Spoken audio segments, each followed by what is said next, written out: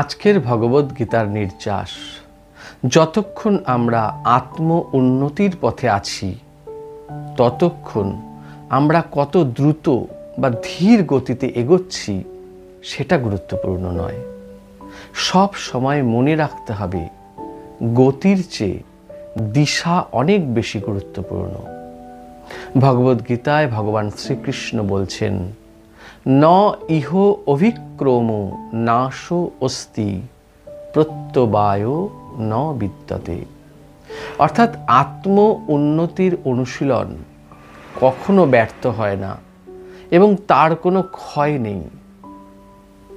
তাই ধীরে হলেও সঠিক পথে থাকাটা মূল কথা। হরে কৃষ্ণ। আজকের ভগবদ্গীতার নির্যাস, যতক্ষণ আমরা আত্ম উন্নতির পথে আছি ততক্ষণ আমরা কত দ্রুত বা ধীর গতিতে এগোচ্ছি সেটা গুরুত্বপূর্ণ নয়।